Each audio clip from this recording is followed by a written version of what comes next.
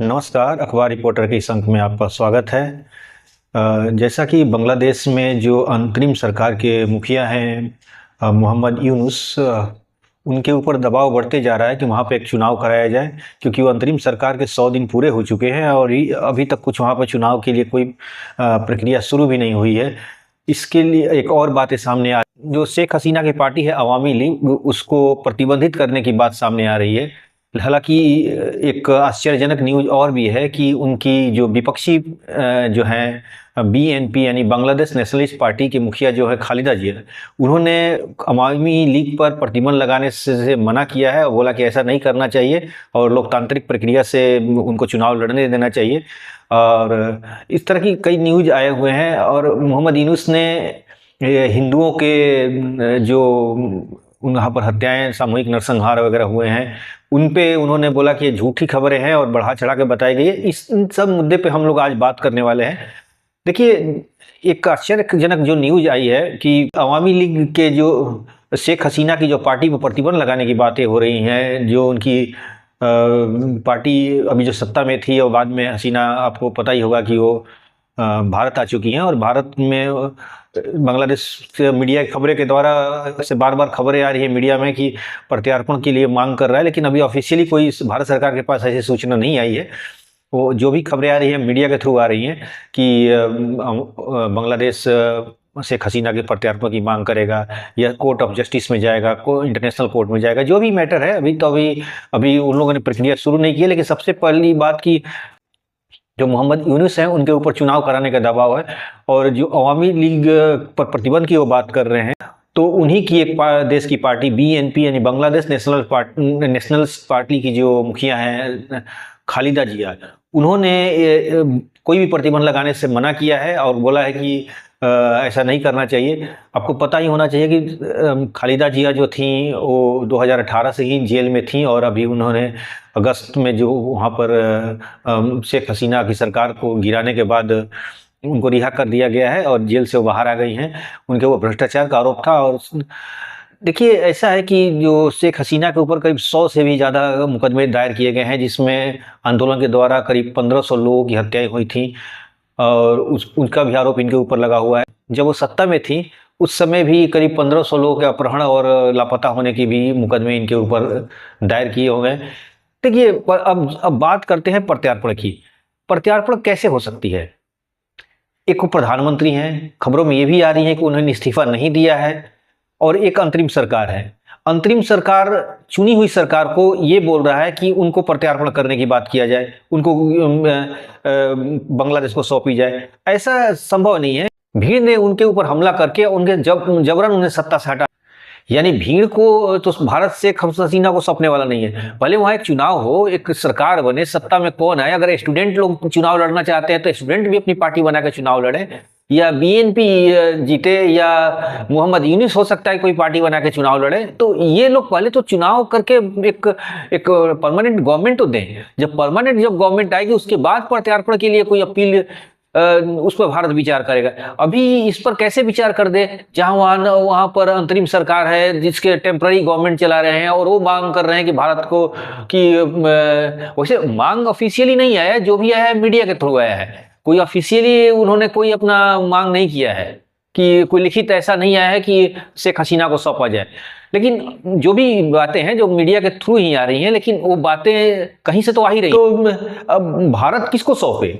एक अंतरिम सरकार को, और वो सरकार को जो चुनाव की प्रक्रिया द्वारा चुनी हुई सरकार थी, जिसे भीड़ ने जबरन हटा दिया और जबरन हटाने के बाद उसके ऊपर मुकदमे दायर कर दिए और मुकदमे, तो क्या भारत एक भीड़ को शेख हसीना को सौंप दे? ऐसा तो होने वाला नहीं है। पहले वहां एक चुनाव हो, एक प्रक्रिया हो, एक पूरी तरह से एक सिस्टम तैयार हो जाए, एक वोटिंग हो। तो मोहम्मद यूनुस तो अभी वोटिंग कब कराएंगे इसके बारे में भी कोई खबर नहीं आ रही है। वो 100 दिन हो चुके हैं, तो 100 दिन के बाद उन्हें चुनाव कराना चाहिए। बेगम खालिदा जिया जी है, वो भी चाहती है कि चुनाव हो और चुनाव होने के बाद निर्णय हो कि कौन पार्टी सत्ता में रहेगी, कौन नहीं रहेगी, ये बात। तो अब अवामी लीग को अगर प्रतिबंधित कर दिया जाए तो वहां पार्टी बची कौन? यानी विपक्ष और पक्ष वाली कोई बात ही नहीं, एक पार्टी ही के सत्ता में रहेगी। तो ये बातें, कई तरह की बातें वहां पर सामने आ रही हैं कि कम से कम चुनाव होने के लिए विपक्ष का भी होना चाहिए। यानी अवामी लीग भी चुनाव लड़े। शेख हसीना दोषी हो सकती हैं, लेकिन अवामी लीग तो नहीं हो सकती। अवामी लीग के और दूसरे लीडर्स भी हैं, तो आप पूरे पार्टी पर प्रतिबंध कैसे लगा सकते हैं? ये बातें भी आ रही हैं। और तीसरी बात जो मोहम्मद यूनिस ने एक मीडिया ब्रीफिंग में दिया कि हिंदुओं के बारे में, कि हिंदुओं में के ऊपर कोई ऐसा नहीं हुआ, अपराध नहीं हुआ, और उनके जो भी बातें आई हैं जो बढ़ा चढ़ाकर मीडिया के द्वारा फैलाई जा रही है, प्रोपेगेंडा है, उनके जो नाहिद इस्लाम थे उनके सलाहकार, वो भी यही बातें रिपीट कर रहे हैं। तो क्या जो हिंदू वहां आंदोलन कर रहे हैं, जो उनके घरों के लोग मारे गए हैं, क्या वो झूठ बोल रहे हैं? यानी सरकार अपने ही नागरिक को झूठा साबित करने जा रही है, अपने ही लोगों के ऊपर हमलों को झूठा साबित करने जा रही है। ये ऐसा तो लग रहा है। क्या एक बात समझ में नहीं आती है कि लड़ाई बेगम खालिदा जिया, मोहम्मद यूनुस स्टूडेंट और शेख हसीना का है, यानी पॉलिटिकल मैटर है, सत्ता की लड़ाई है। इसमें हिंदू कहां से आए? तो हिंदू तो कल्चरल मैटर हो गया, यानी वो धार्मिक मैटर हो गया। तो उसमें हिंदू कहां से आ गए? पूरी भीड़ अवामी लीग के हो या मोहम्मद यूनुस के समर्थक हो या बीएनपी के समर्थक, कोई भी हो, या बांग्लादेश के नागरिक हो, हिंदुओं पर हमला कैसे कर सकती है? कि हिंदुओं को उसमें क्या दोष है? क्या हिंदुओं ने शेख हसीना को बनाया था प्रधानमंत्री? ऐसा तो नहीं था। क्या हिंदुओं ने ही 1500 लोगों की हत्या कराई थी? ऐसा तो नहीं था। लेकिन भीड़ हिंदुओं पर क्यों हमला किया? इससे साफ पता चलता है कि अब बांग्लादेश में अब इस्लामिक फोबिया आ चुकी है। एक तरह से पूरी तरह से इस्लामिक कल्चर को अपनाने जा रहा है। और ऐसी बात नहीं है, जो वहां के लिबरल हैं वो भी परेशान हैं कि इस तरह की बातें अगर आ जाएंगी सामने तो बांग्लादेश का क्या होगा? बांग्लादेश का फ्यूचर क्या होगा? उसके ट्रेड पर असर पड़ रहा है, क्योंकि कोई भी आदमी एक कट्टर इस्लामिक देशों से कैसे संबंध रखेगा?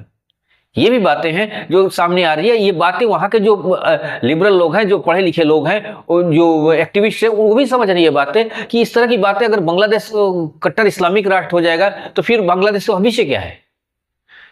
तो ये बातें अब बांग्लादेश के पास ये को करना है कि हिंदुओं को, अपने देश के जो माइनॉरिटी हैं हिंदू, उनको किस तरह के उनको संतुष्ट कर सकता है, उन्हें किस तरह सिक्योरिटी देगा, ये बांग्लादेश की जिम्मेदारी है। और भारत चूंकि एक पड़ोस में एक माइनॉरिटीज को तंग किया जाएगा तो भारत तो बोलेगा ही, क्योंकि भारत बड़ा देश है। वैसे भारत किसी दूसरे देश के मैटर में नहीं पड़ता है, लेकिन फिर भी भारत के एक मोरल ग्राउंड के हिसाब से बोल सकता है कि भाई आप अपने हिंदुओं को, जो हिंदू हैं, उनकी रक्षा करिए, क्योंकि जो 1947 में एग्रीमेंट भी हुआ था, उस आधार पर भी भारत बोल सकता है कि वहां के देश के नागरिकों को, जो हिंदू माइनॉरिटी है, उनको आप उनके प्रोटेक्शन दीजिए। और भारत ने कानून ही बनाया सीएए का इसी के लिए, क्योंकि वहां पर बांग्लादेश और पाकिस्तान में और जो इन लोगों की हरकतें थी हिंदुओं के प्रति, उसकी वजह से हिंदू बहुत सारे यहाँ पर आ रहे थे उनकी, और इसमें कोई कानूनी अड़चन आ रही थी, इसके लिए सीएए बनाया गया। इस कानून को लेकर मिसगाइड किया गया। इसको मिसगाइड करने वाले में भारत के लीडर्स लोग भी थे, यहाँ के विपक्षी पार्टियां भी थी, मीडिया भी थी, और बहुत सारे लोग थे जो उन्होंने सीए कानून को गलत तरीके से एक्सप्लेन किया। इसकी वजह से भारत में कई जगह आंदोलन भी हुए। तो ये सब चीजें अगर भारत बोलता है कि वहाँ हिंदुओं की रक्षा कीजिए, तो ये मैटर भारत का और बांग्लादेश का इसलिए है कि ये मामला 1947 से अटका हुआ है। ये मामला 1947 में जो भारत पाकिस्तान का बंटवारा उसका एक पार्ट है, इसलिए भारत बोल रहा है। नहीं तो भारत क्यों दूसरे देश के मैटर में इंटरफेयर करेगा? और जहां तक शेख हसीना के प्रत्यार्पण की बात, जहां तक बारे जो न्यूज आ रही है मीडिया के द्वारा, तो भारत किसको सौंपे? एक अंतरिम सरकार को, जो टेम्पररी सरकार है, जिसको ना जनता ने चुनी, ना बस एक कुछ लोगों ने मिलकर उसको बैठा दिया, उसको भारत सौंप दे, यानी कि भीड़ को सौंप दे। अगर मोहम्मद यूनुस को अगर किसी ने सत्ता दिलाया तो भीड़ ने दिलाया, और शेख हसीना को भागना पड़ा तो भीड़ ने चलते भागना पड़ा। यानी वो तो चुनी हुई सरकार थी, जनता ने उनको चुना था, लेकिन कुछ मुट्ठी भर लोग आंदोलन किए, और आंदोलन करने के बाद उनको सत्ता छोड़ना पड़ा और मोहम्मद यूनुस आके बैठ गए वहां पर। तो मोहम्मद यूनुस एक टेम्पररी, एक देखा जाए तो इनका 3 टांग की कुर्सी बैठे हुए हैं, कभी गिर सकती है इनकी कुर्सी। तो अब आपने कुर्सी को सुरक्षित करिए और वहां पर चुनाव कराइए, और चुनाव कराने के बाद एक चुनी हुई सरकार संसद के द्वारा हमें लिखित दिया जाए, तब एक प्रत्यार्पण की बात आएगी कि क्या रहे एक कोई भी आदमी एक टेम्पररी को आ गया और भीड़ ने उसको सत्ता बैठा दिया, और भीड़ बोल रही है कि शेख हसीना को हमें दे दिया, तो कैसे देगा भारत? ये बातों को समझना होगा बांग्लादेश के लोगों को, बांग्लादेश के मीडिया को, बांग्लादेश के विपक्ष के पार्टी के जो लीडर्स हैं उनको समझना होगा कि भारत कभी भीड़ को किसी को देगा नहीं। भारत को एक सिस्टम के हिसाब से कुछ सिस्टम तैयार कीजिए, आप वहां पर चुनाव कराइए, उसके बाद प्रत्यार्पण की बात करिए, तब उस बांग्लादेश की सरकार अगर मांग करेगी तो भारत इस पर विचार करेगा। लेकिन मोहम्मद यूनुस कौन से राइट से मांग कर सकते हैं? उनके पास राइट्स क्या है? वो तो बता ही रहा कि मैं 3 टांगे कुर्सी बैठे हुए हैं, वो कभी भी गिर सकते हैं। तो ये बातें हैं।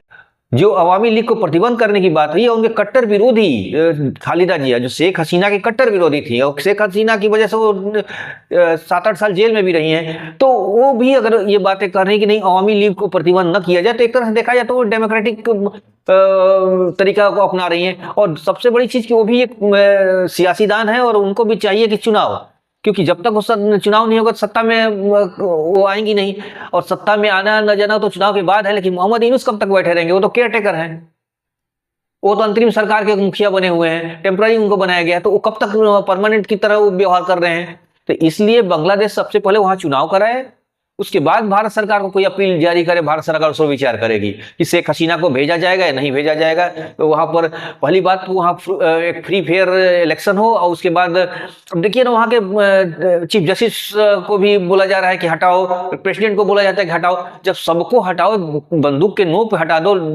जोर जबरदस्ती से हटाओ, और वो हटाने वाले लोग कहें कि फिर शेख हसीना को हमको दे, तो क्या भारत भीड़ को सौंप दे? ऐसा नहीं संभव है। और भारत जब तक वहां की कोई सरकार नहीं आएगी, भारत उनको सौंपने वाला नहीं है। तो आज के अंक में बस इतना ही। आपसे गुजारिश है कि हमारे चैनल को लाइक कीजिए, सब्सक्राइब कीजिए और शेयर कीजिए। तो इसके साथ ही अगले अंक में फिर हम एक नए मुद्दे के साथ आपके पास हाजिर होंगे। तब तक के लिए बहुत बहुत धन्यवाद। Thank you.